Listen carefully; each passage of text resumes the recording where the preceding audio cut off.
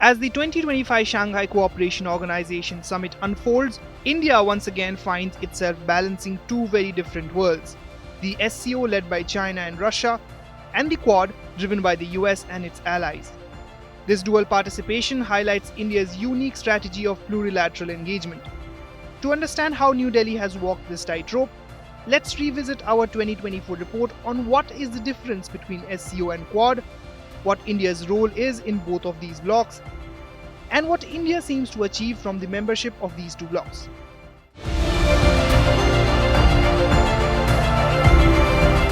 The Shanghai Cooperation Organization (SCO) and the Quadrilateral Security Dialogue or the Quad represent two distinct multilateral groupings in which India plays a significant role, reflecting its complex balancing act between competing global powers.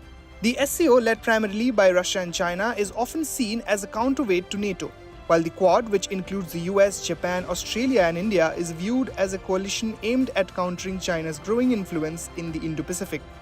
India joined the SCO in 2017 to engage with its continental neighborhood, particularly focusing on Afghanistan and Central Asia. In contrast, the Quad was revived in 2017 to address India's maritime security needs in the Indo-Pacific.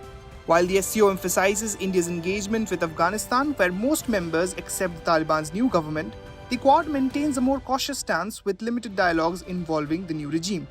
Furthermore, India participates in SCO military exercises with both China and Pakistan despite its tensions with these neighbors.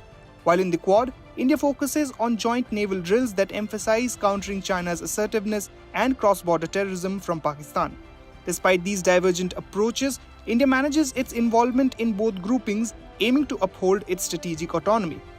India's participation in the SCO, such as its involvement in counterterrorism exercises through the Regional Anti-Terrorist Structure or RATS, shows a pragmatic approach to engaging even adversarial countries like Pakistan. Conversely, in the Quad, India aligns more closely with Western powers to uphold a free and open Indo-Pacific, counter China's Belt and Road Initiative, and ensure resilient supply chains. This balancing act reflects India's broader foreign policy of multipolar engagement, maintaining relations with both US-led and China-Russia-led groupings.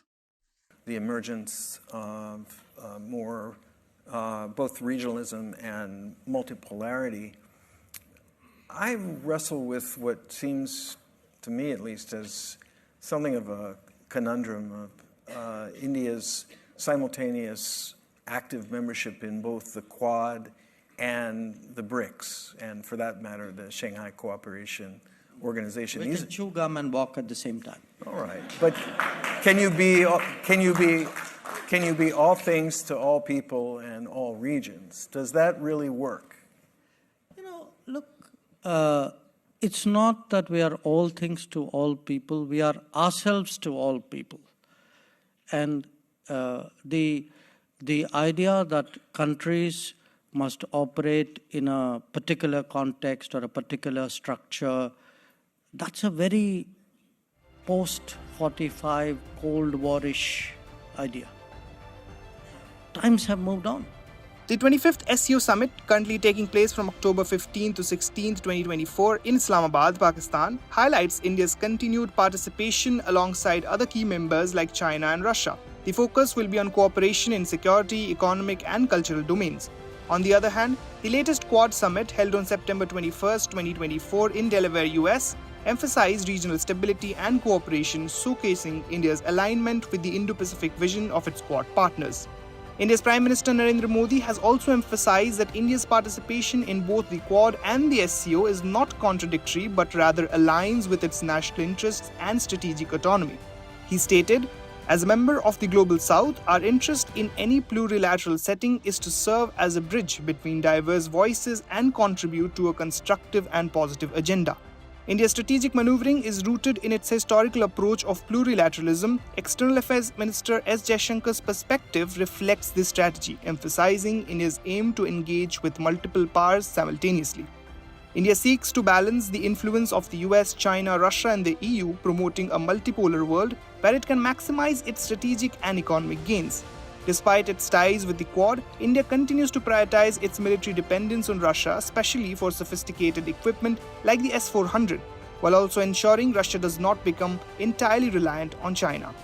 However, this tightrope walk poses challenges. The evolving geopolitical dynamics, particularly with China's assertiveness in India's neighborhood through its investments in Pakistan, Sri Lanka, and Myanmar, put pressure on India to strengthen the Quad. India's approach to connectivity within the SCO is limited, given its non-participation in China's Belt and Road Initiative and its strained ties with Pakistan. India's involvement in military exercises like Russia's Vostok drill, despite Western criticism, underscores its determination to maintain ties with Moscow for strategic balance. India's balancing act faces an uncertain future as tensions between the US-China-Russia axis increase. Whether India can sustain this strategy depends on multiple factors, including China's policies towards India and Russia's performance in conflicts like Ukraine. If China's influence continues to encircle India, particularly in strategic locations like Sri Lanka, New Delhi may have to lean more heavily on the Quad, even if it means distancing itself from the SCO's objectives.